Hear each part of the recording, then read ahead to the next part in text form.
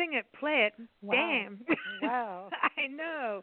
You're listening to Big Blend Radio with Nancy and Lisa, the crazy mother-daughter travel team and publishers of Big Blend magazine. You just heard You Know My Name, and this is the latest single from Joey Stuckey.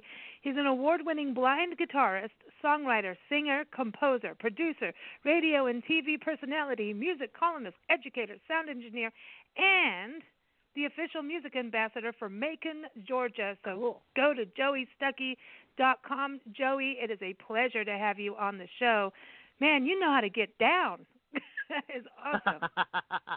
I appreciate that, my friends. It's a great honor to be with you, and I love singing. What can I say? I love to do. I love to make music. Oh man, What's really cool is you don't rush it. Mm-mm. And that's what I really, because I noticed that in the blues, like sometimes an artist will get like almost to the end of the stanza and somehow feels that they have to pick up the pace, like, sure. And then it kind of breaks that. It just, to me, it breaks the blues rhythm. Yeah, the build. Yeah, it's like it's building. Yeah, go ahead. That is totally true. That's something that I really pay a lot of attention to in my role as a producer for other artists and in my own music as well. But it's something that I really sort of preach, I guess, which is anything that takes you out of the moment has to go. So, yeah. there are people, like a lot of bands will I just was having a conversation with some guys the other day that I'm doing a record for them, and they're really wonderful people, and the music's really good. But they've lived with these songs for a while. And so it is natural to kind of get bored with the song a little bit. Not that you don't like it, but you get bored with it a little bit. And so they start trying to add these other things to make it more interesting, for them, right? And so I'm like, hey, guys, this is the first time I've heard this song, so I'm coming to it with fresh ears. And this piece over here and this piece over here break the spell and take me out of the moment. So we've got to ditch those, and so I'm very cognizant. Oh, he's cutting the babies, Nancy. He's cutting the babies. It's really true. Like when I do, I used to paint pictures, and you get it all in twos, saying, a little of this, a little of that, and then the teacher comes along and goes, no, too much. Yeah. Well, and it's just get like, back to the point, Yeah, I mean, it's really, I mean, I'm blind, so I use this analogy with an abundance of irony. But it's just like in movies. Anything that doesn't advance the story ends up on the cutting room floor, and oftentimes you'll get the DVD special edition or the Blu-ray special edition, and they'll have all these deleted scenes. And I'd say 95% of the time I walk away going, yeah, I'm glad they cut that. I mean, it's like, that did not advance the story. It just made it more confusing. But there are ways to keep the song interesting and fresh, and the way I do that is I didn't really do too much on this particular track, but a lot of times I'll have layers and layers of very subtle guitar parts that you don't really notice until maybe you've heard it like 30 or 40 times. You're like, oh, I've never noticed that before. Yeah. So sometimes I do stuff like that, but really, I mean, any kind of artist, what we are at the end of the day, we have different disciplines, music or visual art or dance or whatever. But at the end of the day, we're communicators, and so anything that muddies the message, for me, has to go. So thank you for the compliment, because it means a lot to me. Yeah. I love it because when you listen to your music, just like what Nancy says, it's there, you feel it, you're in the moment. But if you listen to it again, you hear something else, like you're saying, like you've got those parts, the different guitar parts that come in. And I love that about good music. That, to me, is part of good music. You feel it, then you go in, you start to know it. It's as soon as you hear your music, it's like you already start to know the song. You can remember it easily. That means a lot. I appreciate that, because it's all about just music should move you.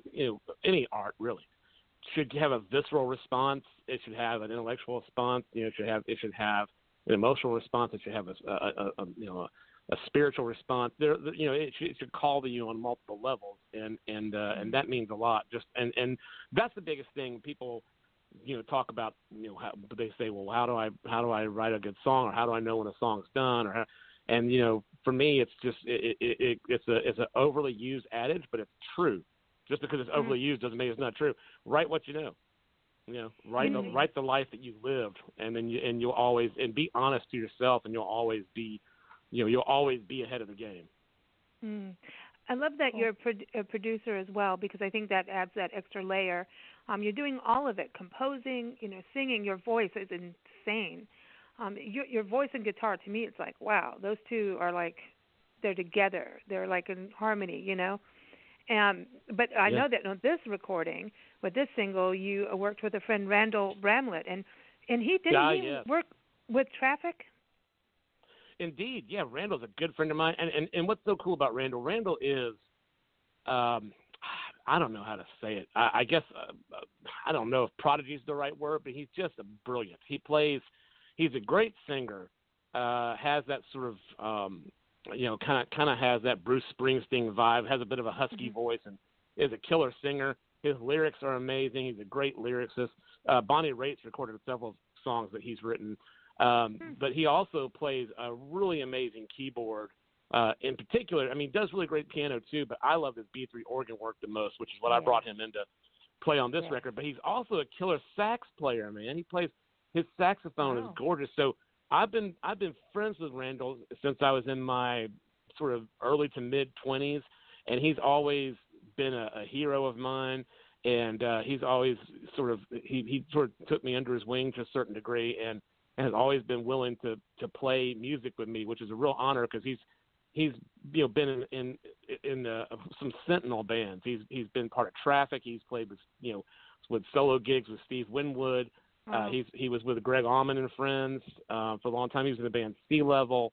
There's a band that was real popular in this region before I was born or before I was talk anyway, called Cowboy. So he's been part of a lot of really amazing groups, and I think he's one of the quintessential Southern players and writers, and he's just brilliant, and it's always an honor to work with him. And this is the fourth or fifth track I've had him on over my career. But we've done a lot of projects together. I've interviewed him a million times on my different radio and TV programs and print magazines and stuff that I've written for. Then also, I've recorded a live concert that he did with Chuck Leavell, who of course has played with Fabulous Thunderbirds, Eric Clapton, Rolling Stones, George Harrison, and I know both those guys real well. So it's been a real honor, and he's just the thing is, he's one of those guys that I don't have to overproduce.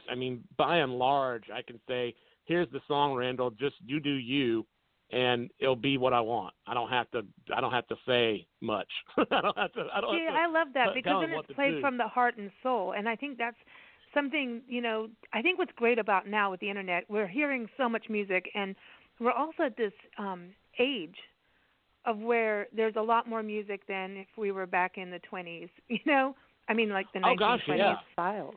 So now we have all these influences, and so it's like, we go through these cycles where there's all this cluttered poppy bing bong boof bath music, like Mad Magazine music, to now where I think we're going back to this heart and soul, like R&B. I think R&B, we lost it. R&B kind of lost its soul for a while, and I think it's coming back. And when listening to My Name, to me, you're bringing some of that old school R&B, blues, Southern rock.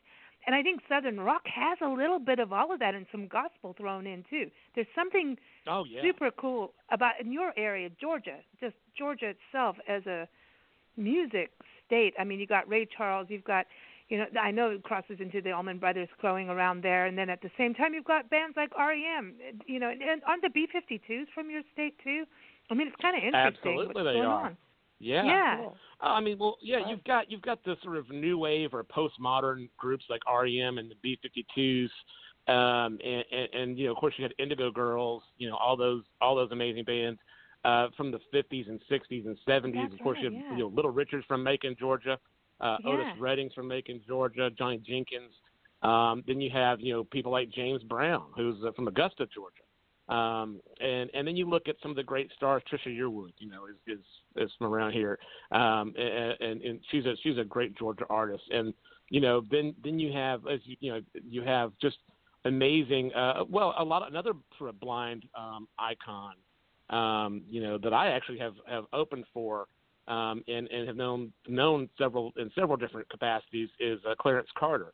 Oh wow! So he's from this area. He lives somewhere in Atlanta.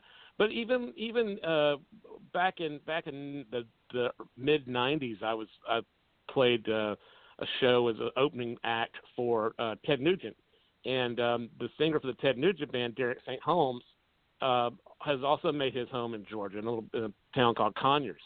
And so there's a lot of just amazing talent, and of course Jason Aldean, is a big country star. He's from Macon, Georgia. So Georgia does have a lot of, just a huge sort of melting pot of sounds. And of course, Atlanta, for a long, long time, Atlanta was sort of urban music capital of the world, and still is to a great degree. So there's a lot of amazing talent floating around. You know who's there too? John Lee Hooker's daughter, Zakiya Hooker, is there. I did not know that. Douglasville. We just went and saw her, and her husband, oh, cool. Owen Christopher Bell. She's been on our show over the years, and she's like, when you girls get to Georgia, and I'm like, I never know when we're going to get to Georgia. Next thing I know, I'm like, holy crap, we're only like 20 minutes away. We're on our way. We went and saw her, and her husband, Olin Christopher Bell, is an amazing producer. Mm-hmm. He was with the Natural Four. He's one of the co-founders, and everyone Google the Natural Four. We're talking old school, real R&B. So much fun. Incredible singer. Yeah. Songwriter. The two of them her album is up for a Grammy nomination right now. Excellent. Yeah, so you guys gotta connect. I'm gonna email the two of you to connect because we do.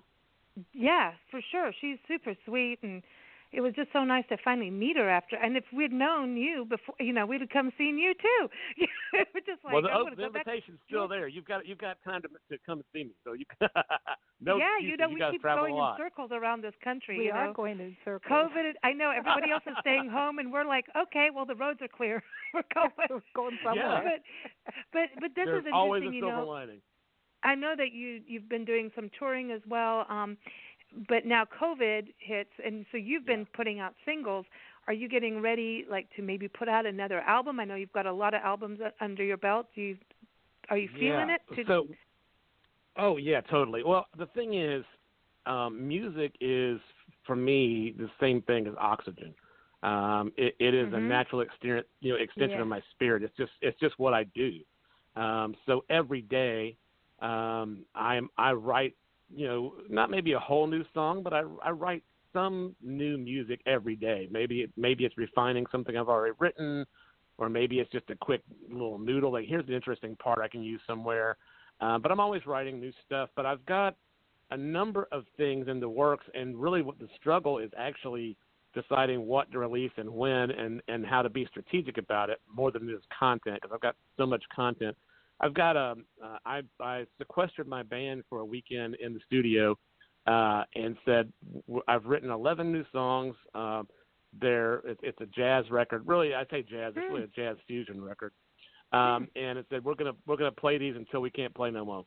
And so cool. I had my keyboard player, and bass player and drummer and myself all trapped in the studio for a weekend, and we cut a whole record that weekend. And so now it's just a question of mixing it, getting a few guest artists to sort of coordinating that to get a few guest artists to play on certain things that I wanted. Like, maybe I've got a part for a trumpet player that I want. I've got 3 or 4 guys that I want to have play some horns and some different stuff like that. But that record is essentially, 50% done. I just have to put the guest artist on it and mix it.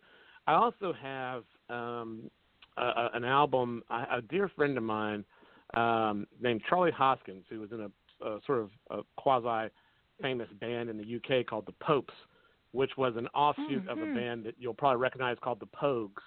The Pogues had a couple of pretty big hits. But his name is Charlie Hoskins, and Charlie and I met when I was on tour. I was speaking at University College of London in 2015, and then I had a couple just guitar and vocal gigs around London that I did. And we met at one of these shows, and he came up to me and said, "Hey, my name is Charlie Hoskins, and my superpower is I can sing like a girl." And he wasn't lying, by the way. His harmonies are amazing. I mean, just really beautiful harmonies.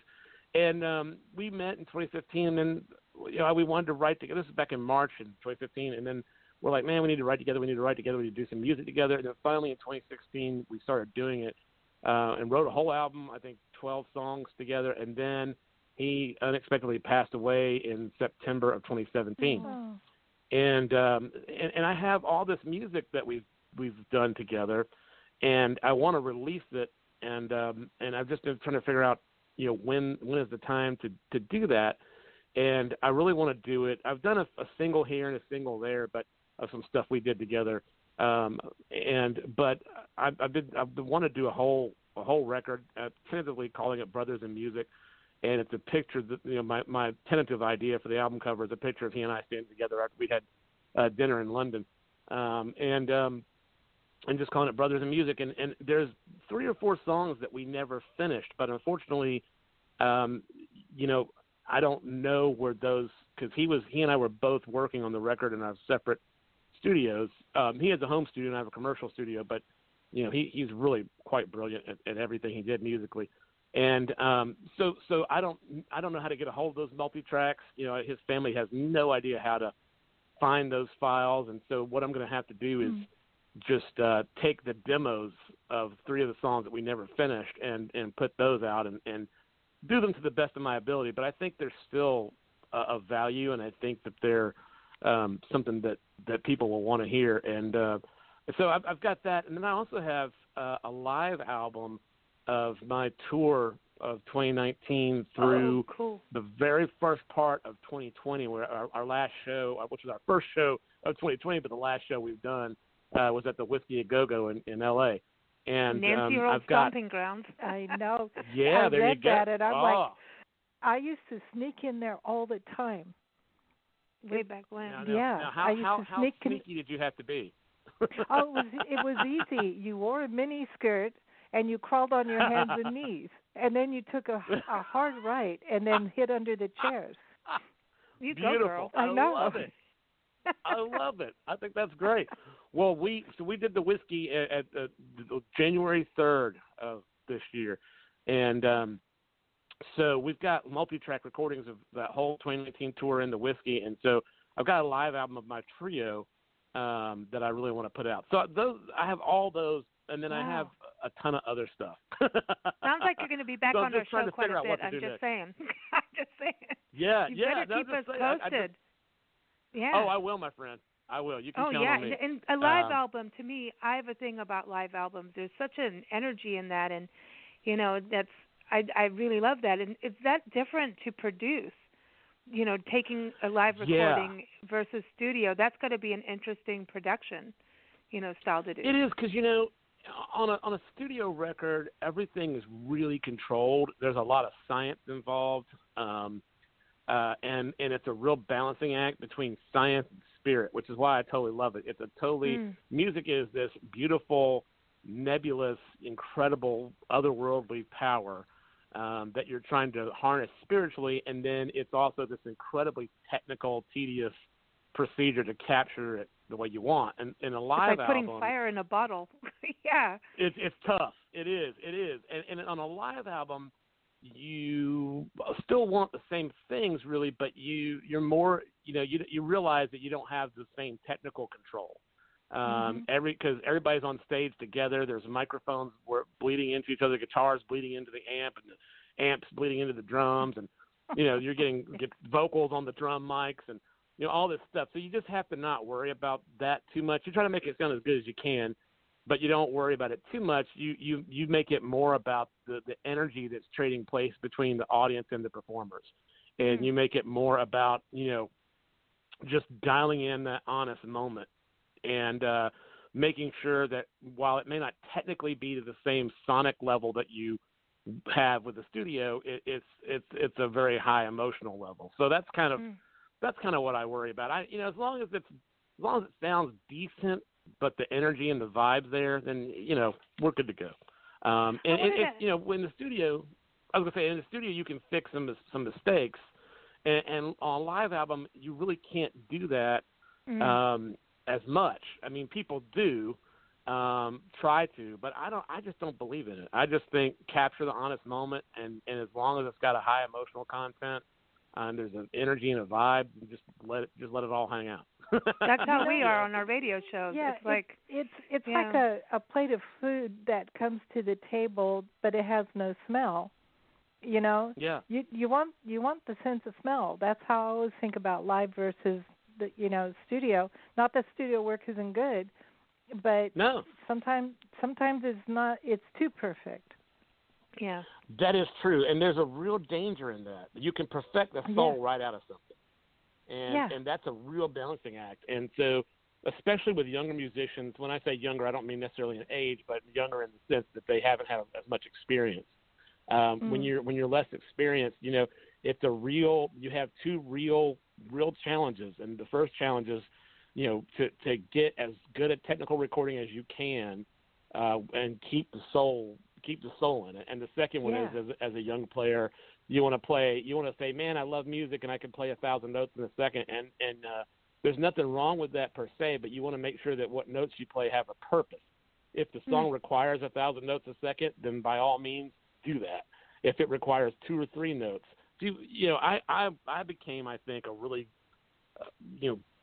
decent musician after I listened to Miles Davis's Kind of Blue album. And I realized that one of the things that he did, he was perfectly capable of ripping all these crazy solos and stuff, but he would play 3 or 4 notes and just let them sink in. And he'd let you just think about what he just played for a minute before he played the next thing. And and I joke with my students that I used to think Miles was profound, but really he was just taking a cigarette break, because every picture you see with Miles, trumpet in one hand, cigarette in the other hand, and it's like I'm teasing, but the thing is, it's like I was like, I almost took up smoking so I could be like Miles Davis, I could let my notes sink in, but he really is incredible with that, and he lets you think about like what he just played before he gives you the next little piece. And at the end of the day, music's a language, and it has grammar and syntax and vocabulary and all these different things and phrasing and punctuation, and so it's important that you take time to check that out. So that's the real struggle when you're making a record is how much you want it to be perfect, but at the same time sometimes the perfection is bad in the sense that you can have it technically perfect. Overrated. But then it becomes overrated. Boring. Yeah, it is.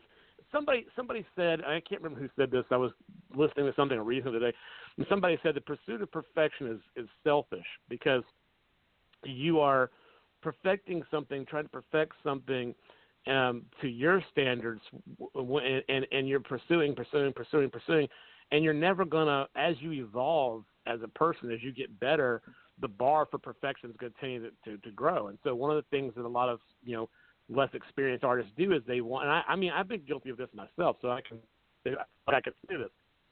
You want to share your music when it resonates. Maybe it's not perfect, but if it's as good as you can make it at that moment, then it's worth sharing if it resonates with people. And so trying to make it perfect to the point of it having nothing to communicate or no real vibe or no real soul, you take the human experience right out of it. I mean, that's a real danger, and a lot of people do it. And it's something you have to really be on guard against. I think so too. I mean, just you can hear it in some music that you can hear a bunch of amazing musicians, and it gets technical. That's where the perfection becomes technical. The more perfect and technical you get, the more soul.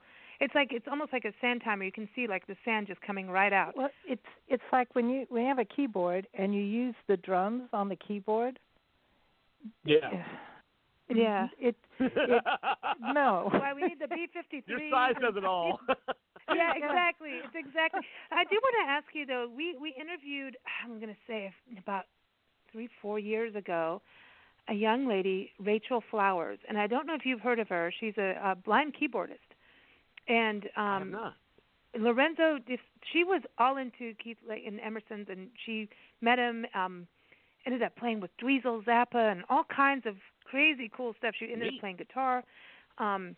But really, she could hear. And there was a documentary out called Hearing is Believing, and it was Lorenzo Di Stefano is the producer. And so she's more into like the prog rock style of things, and so it was just amazing talking with her, and we watched the movie and everything, and listened to her music. I mean, we're talking prog rock. This is, and she's good, and she has soul, and very dedicated to it, and also a very frustrating time growing up, being blind, and then. But what was interesting to me is, and I wanted to bring this up because I know that there's young folks out there now that are blind and going into music, and it's got to have that frustration level of what is there out there to help move forward. And that's just something was interesting learning from her, is like how her keyboard worked and how she could read music, and how there's all these different programs. For you, obviously, you can sing, you can play guitar. Then there's like, okay, how do you record your music, especially way back in the day, and then how are you producing? I mean, that to me is fascinating. So if you could kind of give us the two parts of it, because being a producer, I'm thinking all those knobs and dials and graphic things going up and down and sound waves here, there. I mean, that's what we see. But, is there gear that is created for someone who's producing? Well, the answer is it is in a constant state of flux. For me, so my two, well, I say two, I guess three really. My three sort of tools that are, internal to me that I use on a regular basis is my sort of cognitive ability to put two and two together and make four, and to understand why that's important. So I have a real high cognitive skill, musically. I know a lot of music theory. I know a lot of, a lot about how music works. I know a lot about sound and how it works, and the real hardcore acoustical frequency-based science. So that's number one, and that's all in my brain. That's just, that's stuff that I understand and I can apply. So not only do I know it, but I know how to apply that to, of a real live situation.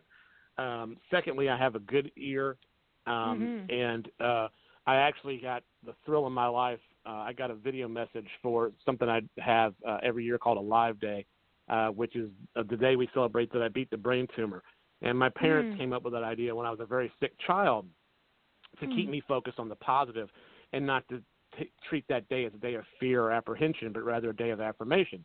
So they celebrated kind of like a second birthday when I was a little kid, and we did very quietly. We'd have a special dinner with just family, and it was just a quiet celebration of triumph. But in 2017, I turned that into a music festival here in Macon, and I just held a free downtown music festival, and it's all about just reveling in the joy of music and just taking that day to pause and focus on whatever affirmational things are going on in your life, and to remember that no matter how tough things have gotten, you're still around, you're still here, you're still alive, you're still, part of creation. And so, but I got a thrill when Alan Parsons, who's a big hero of mine and someone that I've worked with a few times, he sent me a video message. And I always try to remember this, like knowing that it was a message. My wife arranges a message from friends and family and colleagues every year for a Live Day as part of the celebration. And we usually, when we have the festival, for real, when we have it out in the public on a big stage and all that stuff, we put it up on a video screen, and different people that are friends and colleagues drop in and say, hey, happy Live Day and best wishes, and here's what a Live Day means to me, and here's the things I'm grateful for, that kind of stuff. And Alan Parsons sent me this really sweet message, and it said, just so you know, Joey Stuckey has the best ears in the business. And I was like, I can die happy now. Alan Parsons said I have the best ears in the business. It's good enough for someone that worked with the Beatles and Pink Floyd. Then I'll take that. I will cherish that comment. So I have a good set of ears, and then those, and then I'm informed by music, spiritually. I understand the psychology of music. I understand what it's like to be an artist, and I also understand what it's like to be on the other side of the glass as a producer. So I use those tools to my utmost. Now, that being said, and part of that is I've always had a really good memory. That's been my saving grace, because a lot of the books that I wanted to read have either not been available in audio or have not been available in Braille. And so, I have to, I have to remember what I've heard. When I was at school, I never went to a blind school. I always went to a regular high school. I always just went to a regular college and sort of toughed it out. And so I had to remember what the professor said because there was no real way. I couldn't just go back to the book and look it up again because a lot of it just wasn't available in a format that I could read. So I have a really good memory. So those are the ways that I sort of combat the fact that I can't see, and that music making is computer based and is largely graphically oriented. So I went into a realm of vintage, analog technology. Everything's my studio is very tube driven, lots of tube processors. Oh, that's why you got that warm sound too. That's why you got a DC. Exactly, yeah. Yeah. Well, exactly. And so what happened was, I think it's amazing. I think my inclination is to use the analog gear because while there are like a billion knobs, the third knob from the left always does the same thing. And so once you understand the scientific principle, if you can remember the layout of the piece of equipment, then I'm good to go.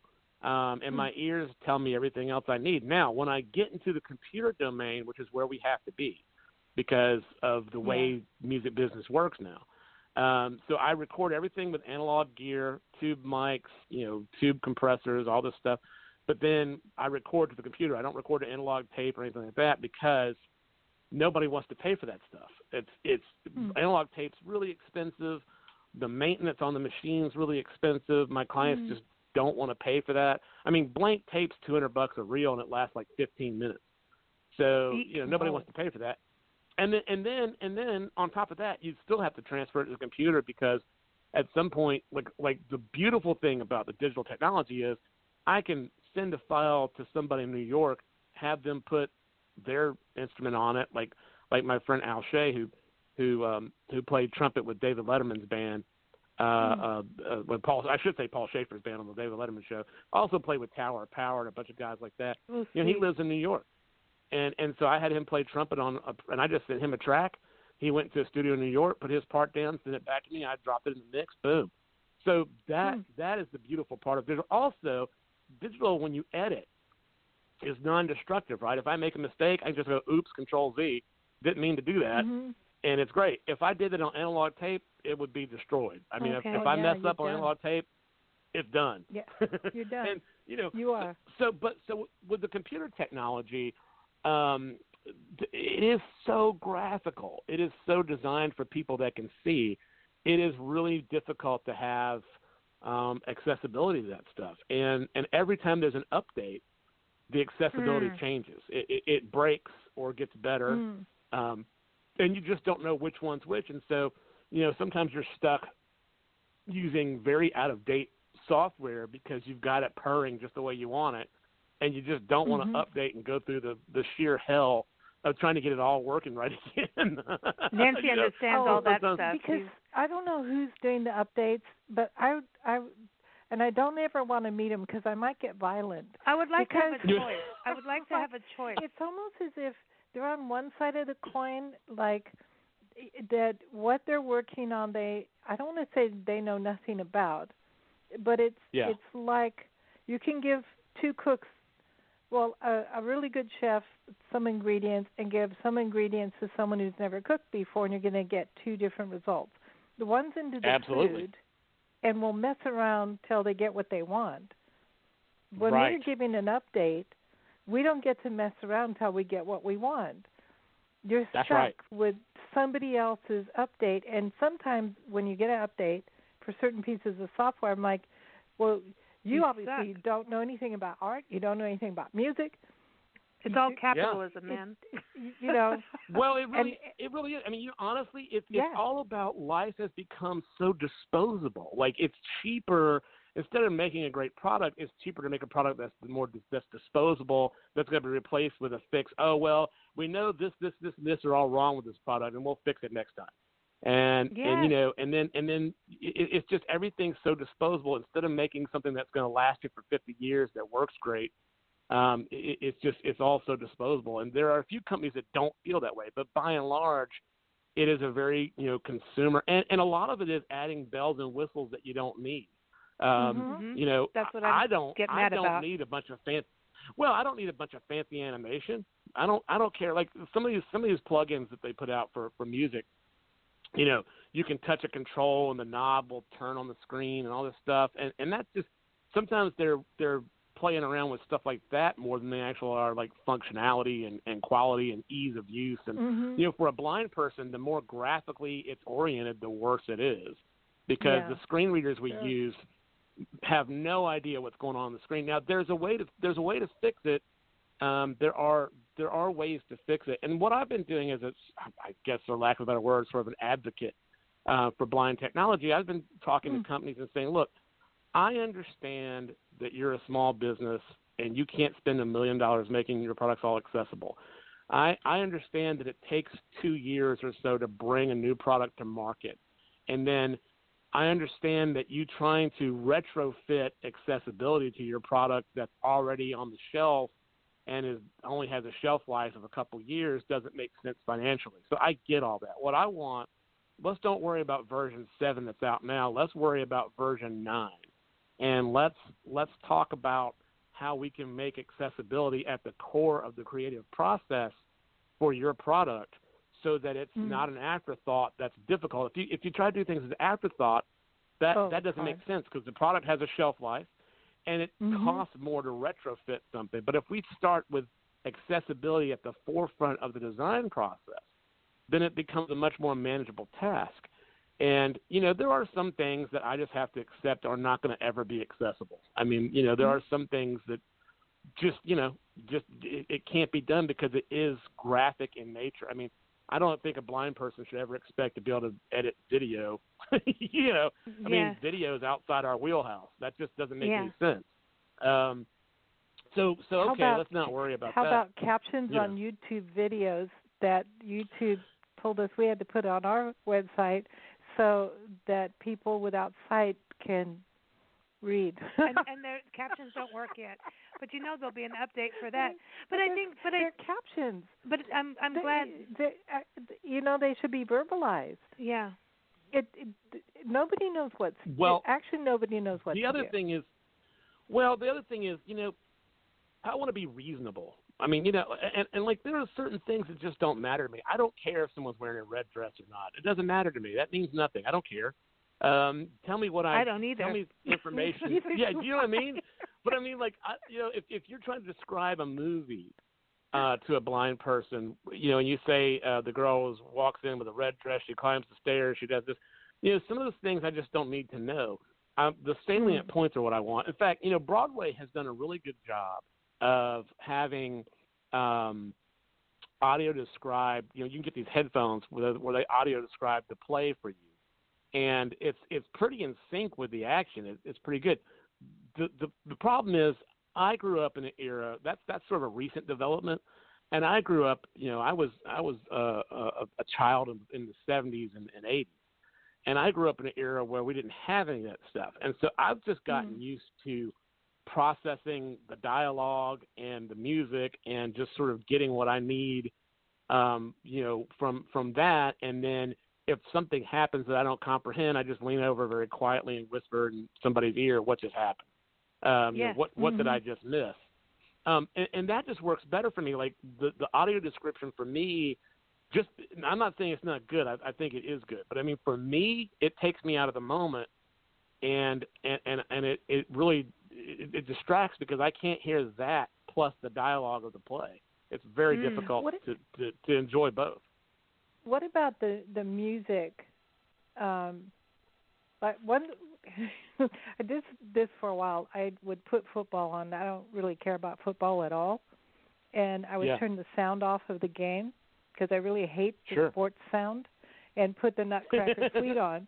And if you watch two football games, like two teams running into each other to the Nutcracker Suite, it's hilarious. Yeah, that sounds amazing. It is so funny. And so when you start mixing things up a little bit to see, well, what happens if you just do this and you just do that? I've always been, like, if you only hear a play is it good enough? Have they done a good enough job with the script and sound effects that you know what's going on? You are really onto something here because this is why that's my love things done well. I mean, let me tell you, this is why I love things by the BBC because they are very story oriented, and you can get 90% of everything from the dialogue, the sound effects, and the music. And remember, they come from a real history of doing radio drama, which is a genre that I prize. And here in the States, it's really not well known. It kind of went out of vogue in the 60s. But the British and the Canadians still do a lot of radio plays. And so, but even their TV shows, like their comedies, my favorite show, Doctor Who, it really, I mean, I've always been able to, they were not action-oriented shows. They were thinking shows. They were shows about ideas. Character, And real characters who they're smart. I mean, that's the thing. I mean, it's all audio. And I was reading, that you've got a thing about the shadow and things like that because the shadow. I mean, we drive all the time, and you listen. You have your road trip music, and then at some point you really need to have a play. You need to have an audiobook or a podcast, something like that to kind of get your brain into. Now I have to think because the music thing is either going to get me a speeding ticket or I'm going to float off into the forest, and that's not good. So, it's one of the two. It's going to happen. But when you have a podcast and your brain's thinking and you can keep going, and that's what the British, I mean, our Hollywood historian Steve Schneiker did a whole thing, a radio podcast on, the Hollywood history of England and how England, like Alfred Hitchcock and everybody that came up, they are so character-driven. Yeah. Talk about, it's like instead of all the fluff, it gets right back to the beginning of our conversation of perfection and technicalities and all of that, getting right to the core of the person. And if the person has a wart, they have a wart. And, whatever it is. Exactly. But it's that it's imperfection that creates the beauty, and that's what art is. I think art is about creating something out of imperfection. And you have to be imperfect totally agree to be able to do it. Yeah. Well, you're human and therefore imperfect, and it really is about the struggle of taking your imperfections and rising above those and creating something. Because I have tons of limitations, not being able to see and some other health challenges from the brain tumor. I ended up with a metal hip and a metal shoulder, neither of which were particularly fun experiences. But I mean, it's like, okay, I'm not perfect, and I've got a bunch of scars, and I'm going to take all this and make something beautiful out of it, and I'm going to rise to the occasion. I'm going to be more than I am, so that I can create, this content, this art, and then you share that with the people. And I think I think it's all about the journey of what it is to be human. That's what art's about, really. I mean, I feel like artists are historians and philosophers, and our job is to remind people of the good times and the bad times, to talk about ways we can be better. And all that comes through art, and I think that's what's so cool about the blues. It's feeling bad never felt so good kind of thing. I always feel like if I have a bad experience, I look at it in musical terms. Really, you have from an uber technical point, you have what's called consonant chords and dissonant chords, and you have all these different chord qualities, but you can break. You got major, minor, augmented, diminished, and you got compound intervals and sharp 11s and all this stuff, but you can really break those all down into consonant and dissonant. The consonant chords are the nice stable chords that don't need resolution. You can stay there forever. The dissonant chords are the ones that force change. So if life is perfect all the time, there's no need for growth because it's perfect. Why would you leave paradise? So the dissonant chords are sort of the bad times. The bad times come along to help you be a better person. I always think if I can walk through a fire and come out the other side a better, wiser, kinder person, while I may not relish the experience and may not want to go through it again, I'll take it. I'll take that experience and use it. It's another analogy that I like to use with my students is, you take a piece of marble or you take a piece of wood and you reveal the form that's underneath. You're not really creating something that's not there already. You're just whittling away the excess so you can see the true form. And that's the same thing these bad times, these bad times do to you.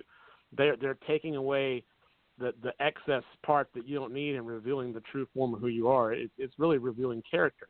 So music, helps us to make it through all those hard times and to be able to reflect on them, to be able to meditate on them. Sometimes it just gives us a well-needed break and just something fun. And, oh my gosh, move your body. So, Yeah, move your body, have some yeah. feeling. And sometimes when there's bad times, human beings, everybody deals with things in a different way. Some scream, yell, sure. Have a temper tantrum, crying, sure. or lock it away. And sometimes people, I think in this very fast-paced world, I think this year has created a lot of contemplation for people as they're like, oh, everything I've known has changed. And, there's fear, so that's not good. Then there's drama. No. There's like fear creates anger, emotion again. But music has this way of like, oh, screw it, man. If you can feel it, you feel it. And also to bring the emotions out of the closet, basically. But because we stuff stuff in. Like we just, whatever's going on, we'll just keep swallowing and swallowing and swallowing. And if you keep doing that, you're going to barf at some point. You might as well have music. You got to have that to feel again. Yeah, and the thing is, it really is important to feel how you feel. I think if you were happy all the time, I would worry for you. Just like if you're sad all the time, I would worry for you. You can't smile all the time. You can't. That's important. No, you can't. But the thing is, like, I think it's perfectly reasonable and healthy to say I don't like this situation, or I'm angry at this situation, or I'm frustrated with this situation. As long as you don't live there, you express that feeling in the moment, and then you get back to the idea of, well, regardless of what I've been given, I'm going to live the best life I know how to live, and I'm not going to be beaten by circumstance. And that needs to be the steel in the core of your spirit. But you're not perfect, and you're not supposed to be a saint. It's okay to be mad once in a while. It's okay to be sad. It's okay to cry. It's okay to do all those things. You just have to remember to get back to the joy of living and remembering how amazing this universe really is. And I think what music does for you. It does. I think that's music brings you back. It helps you. Yeah, it does. It is literally like sustenance for me. And I admit freely that I'm obsessed with it. I have, but at least I think it's a fairly healthy obsession. At least I'm not obsessed with, say, donuts. Well, I'm into the music thing because to me that's where birds. We took listened to bird calls and comes from birds, and then just Let the rhythm, like woodpeckers. Woodpeckers. Oh my they God! Have the rhythm, right? They do. They're amazing. I adore listening to. I don't. No, this is kind of weird. You guys go around to a lot of national parks, and so one day maybe I'll get a chance to go with you to something. Because that'd be cool. It'll happen. One of the things. Seriously, one of the things that bothers me party. as a blind person, like I don't really walk around in nature a lot on my own because I had a couple bad experiences as a kid where I stepped on a snake once because I couldn't hear it, couldn't see it. I also ran into a nest of bees once. They were quiet. Yikes. I didn't hear them buzzing. And so like walking around on my own, or like I step in a hole and twist my ankle. So walking around on my own is not really. I don't like that when I can't tell what's happening. But I do love sitting here in my office at home. There is a tree branch that's really too close to the house, but there are a family of birds that have built a nest in this branch right next to my window where I'm talking to you from, where I have my computer and my music stuff here at the house. And, man, I adore listening to them, usually first thing in the morning or later in the evening. They come out and just riff. They just sing and they play. And somebody asked me one time, I think it was 2008. We were on tour, and I was in Iowa and doing something at a college there. And they said, "Well, what are you listening to right now?" I said, "Honestly, there's a holly tree in my front yard. This is a different tree that's outside. That you have to be outside to hear the birds. But I said, there's a holly tree in my front yard, and this little bird is just singing his butt off, and I'll never be that good." I'll never be that good. A lot of times that's a mockingbird. It's the mockingbirds, and then the woodpeckers, like the Native Americans, the very first flute you get when you start to play is the woodpecker, because they're like the start of sound. And you've got to think they've got rhythm. They do. And we call them the monkey of the forest. Yeah, when you have woodpeckers and blue jays together, they're going off and they're like, ah, ah, ah. There's a cat just stared at me right now. It's like, would you stop that? Where we are right now. Yeah, cats are imperious. Like, I'm going to get you right now. But there is something about that. So when we will come and see you in Macon, Georgia, we're going to go out. And my whole thing now is, I know there's like, when we were talking about, the tube sounds of like Hammond B3 and things like that. I know like Dave Kersner, he does a lot of sampling, and that's his thing. He samples all these sounds so we don't lose them. All those old tube instruments and newer ones and all of that. But my whole thing now is when we're out in nature, I have this app, Seek. It's an app where on your phone you can take a photo of what you're seeing, plant, insect, snake, whatever, and upload it. It's iNaturalist.org. Everyone, you check this out. It's so cool. And it'll tell you what it is, but whatever you're documenting, once people agree on this is what you saw and identify it, it gets used in biology, and it gets used by biologists around the world as researchers, and it's citizen science. Neat. It's super cool. That is amazing. But they're using sounds, and I'm thinking there's musicians that use sounds like that in their music and create off of nature sounds, and will record like geothermal stuff, like the lava tubes in Hawaii. Iceland. So I want to do that as we're traveling. I'm thinking of going and recording these sounds for music, because that's the birthplace. So many amazing. I think it's in Iceland too. I mean, there's so many amazing places to explore. But I think in Iceland, I forget exactly where, but there's some people who have made instruments out of ice, like cellos and guitars and stuff, and. But there's I forget where it is. I want to say it's Virginia, but I'm probably wrong. That they actually have a pipe organ inside a cave with stalactites and all this stuff, and it's I mean, these things are amazing. But I love sounds. I mean, it's really weird. My sweet wife doesn't think I'm crazy at all, which is a testament to her just sheer courage. But when we were first married, and I still do. But when we were first married, I always had a digital recorder in my bag, and I always had a really good microphone in my bag. And I would stop. We were in the middle of New York City back in 2005. I'd stop on the street corner. I was like, oh, man, just the groove, the rhythm that I'm feeling from the traffic going by right now, I want to stop and capture this moment. And I'd stand there for 15 minutes with this microphone, just standing on a street corner, just listening to the rhythm and the ebb and the flow of the traffic. And then I went. We were in Hawaii in 2004. And we were lucky enough to have a private beach where we were staying. And I went out, put my microphone on a drinks tray, went out in the middle of the ocean and just stood there as the ocean broke around me. And you can actually find that on iTunes it's called Hawaiian Ocean Surf. And it's under my name. If you search Joey Stuckey, it'll come up. And it's just me standing there in the middle of the ocean for half an hour. And but I mean, I have about 3 months ago, I had a bottle of water, and I just absentmindedly was tapping on this bottle of water because I just have rhythms in my body and my brain all the time. And I was absolutely just tapping on this bottle. I was like, man, that's a good sounding bottle. And I actually saved this bottle for like a month and a half until I had like a chance to sit down and record the thing and just like record me tapping it and stuff like that to use as samples.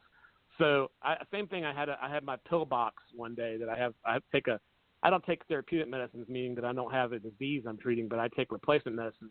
I have no endocrine system, so I have to take replacement thyroid and all kind of stuff.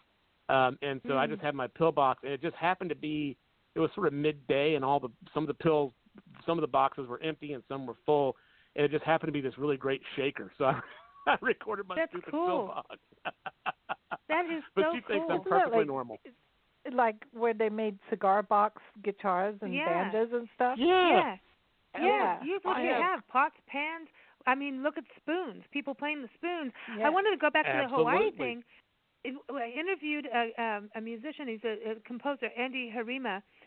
He's from Detroit, and he was an artist in residence through the National Parks Arts Foundation. We do this first Friday show where we interview musicians, writers, photographers, artists. that stay in a national park for a month. And I'm just going to say you should go do that now. Do that. I think you should do that. I That would would love be to so do that. cool. Yeah, so they had the email guy me that how you can be part of that, because I'd love to do it. Okay, so nationalparksartsfoundation.org. You can apply to go to Hawaii Volcanoes National Park, Dry Tortugas out on the islands. They've got Chaco Canyon out in northern New Mexico, Fort Union. I mean, all these parks that you stay in for a month to compose or work, Gettysburg. And Andy Harima went to Hawaii Volcanoes, and he went in with his recorder, and that's what got me like all thinking about this. Him and another gentleman, I'll get his name in a second here because we've done a lot of interviews. Glenn McClure. Glenn McClure he went on a ship in Antarctica and recorded the sound of ice moving, and wrote music. I would love to do that. That sounds so cool. Off the composition of that, and there was even an artist that went on the same ship where she looked at the sound waves from the ship, but at the digital recordings, and did crocheting according to the sound waves. I know this is so trippy, but Andy went went in the ocean with a recorder and just put it on there thinking nothing of it. Came back, and he ended up recording a hermit crab fight. Yeah. Something with a hermit crab getting out of a shell or something. And it was this whole other sound that if he hadn't had that recorder, he couldn't hear it with your human ear, underwater. And he was like, my God, that is how it sounds. And so there's this whole, there's something to music outside of the regular, piano, guitar. I love all those instruments, but there's something about going back to the roots of it. And I think there's so much music is primal. sound. It is primal. Music is a primal element. It is. So I think you should do it. You should do it. Just saying. I am so excited by this. That sounds amazing. Yeah. You're gonna have to email me. You're gonna email me the website again, so I don't forget. Yeah. I'm gonna send you the interviews with Glenn McClure and Andy Harima too, because it's so fascinating what they've done. Yeah, absolutely. But all right, before we go, because I know we're over time here, but that's okay. We can do what we want. It's our show. That's right. I have nothing else that I have to do, so I'm at your service. We're not perfect. But we're going to play the game Spontaneous. Spontaneous is the best. It's the bestseller on Amazon. Beat out Monopoly, right? This is so cool. Wow. That's impressive. Rob Ridgway, entrepreneur, just an amazing entrepreneur that just sat there. I'm going to, make my board game a bestseller. It's all music. It's all. And by the way, should I point this out? He also had a brain tumor. He also had a brain tumor. Yes. Interesting. Well, brain tumor people are cool. Yeah, exactly. And he, I've got extra room in my head now. Well, you know what? Financially trying to fund a board game through all of this, didn't have the insurance thing, going through a brain tumor, and then to pay his debt, he did pedicabbing in Austin, Texas, cycled people around in a pedicab to make it work. I think that's some dedication. So his it works now, and his board game is rocking. But we're going to play it. So Nancy, we're all three of us going to play. No one's, there's no prizes involved other than a good round of fun. So the whole game is a board game. So you get a word. The board game's different. We're going to play the radio version, and you have to sing the lines from a song, at least 5 words from one line of the song that includes that word. So, Nancy, I'm going to start with you, and you got 10 seconds. Otherwise, You always start with me. I know, but Gotcha. I'm going to start with you so that, you can be the example for everyone. Okay, so, Nancy, your word today is, let's see. Oh, I know exactly what to do after yesterday's drive to Pennsylvania. Here it is. Your word is truck, and to be clear, I mean that by the 4 wheels or 6, 8 wheels. We got us a convoy. No, come on, you got to sing the word in there. I like trucking because we like to truck. I like trucking. I like trucking, and I like to truck. By the way, that comes from Not the 9 o'clock news. Oh, sorry. I don't know if anyone's watched the British comedy, listened to it. I don't know, but not the 9 o'clock news. How about truck? That's fine. Okay. It's a song. Okay, good. Yeah, I like trucking. Wasn't it kind of a trucking dance? The Marshall Tucker Band. but that's Tucker, not Trucker. No, there's something. And there's also Truckin' from there's also Truckin'. Oh yeah, Truckin'. From Grateful Dead. Yeah. See, which but is not. good. I guess it's not technically truck, but yeah, it's a derivative. Don't of truck. get perfectionist here. Yeah. Okay, so Nancy, you get to give Joey a word. Oh gosh, ocean. One syllable only. I'm kidding. Yeah. Okay. Tell me the word again. I missed it. Ocean. Wait, Ocean. I'm going to start your clock again. Okay, 1, 2, 3. Start it again. Oh, what can I think of here? Oh my gosh, this mean. What? Do you know any? I like Do the I motion know? of the ocean. There you go. I made that up. I just made it up just now. River wide, ocean deep. Oh yeah, I forgot about that. Yeah, see? You know. I just made up. I made up a lyric on this moment. So I get like 50% point on that. How about? Okay, give him one more. We got to be nice here. My Come on. Bonnie lives over the ocean. Oh, that's good. Oh, my Bonnie lies over the ocean. Duh. I can't believe I didn't think of that. You know, normally I have to tell you, I didn't tell you this beforehand, but those who do not get it correct get butt panded. I'm sorry, we're going to have to do this. But Joey, you're and now a butt pan moment. Butt pan. Butt pan. Butt pan. Butt pan. Butt pan. You're a butt pan. You're really not a butt pan. I totally deserve it. I totally deserve it. But that was it's pretty totally fun. Okay. All right. So, Nancy, do give him one more so that he can redeem his butt panness. No, I'm not saying that I will. We'll see what happens. No, you'll be... Okay. Valley. Valley. Okay. Let's see. How does the song go? Alone in the valley of sorrow. Cool. There you go. That's a real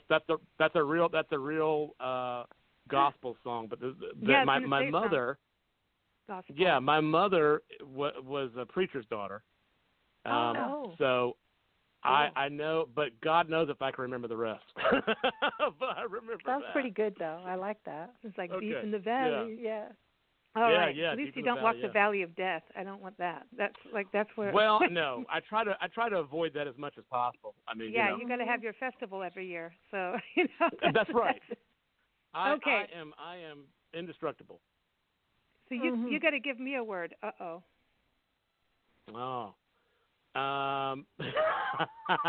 Okay, let me think of one that's fair. Listen to that laugh. I'm scared. I thought I'd give you mitochondrial reticulum, but I figured that would be unfair. Okay, Yikes. so actually, you gave me an example word earlier. Let's see what you can come up with. It was. I thought of like 3 songs. So, how about the word red? She wore a red dress. A lady in red is dancing with me, cheek to cheek, Perfect. bum to bum. There's nobody here. Perfect. Krista Berg. Remember him that's from the 80s? Krista Berg's the easy one. There's also a Beatles song that has the word red in it. Yeah. And there's a Red River with Tom Petty. It's called Yes It Is. Was it back in the USSR? Oh. No, it was a Beatles joke. song called Yes It Is. It was an old single. It was an old single called Yes It Is. It's a Beatles song. If You Wear Red Tonight. It's a great song. Check it out. It's on. If you're a Beatles fan, it's on the Beatles Past Masters. I can't remember if it's on Volume 1. I think it's Volume 1, I believe. But it's one of their singles. Oh man, it's great. It has really cool George Harrison guitar work on there, where he's doing this trick where you turn your volume knob on your guitar down on your electric guitar, you hit the string and then turn it up so it sort of swells. So it's a neat little tune. It's called Yes It Is. So that's the one that came to me. But also in a field. We saw him in a field just the other day. Somebody had a cardboard, like not a cardboard cutout, but like a wooden.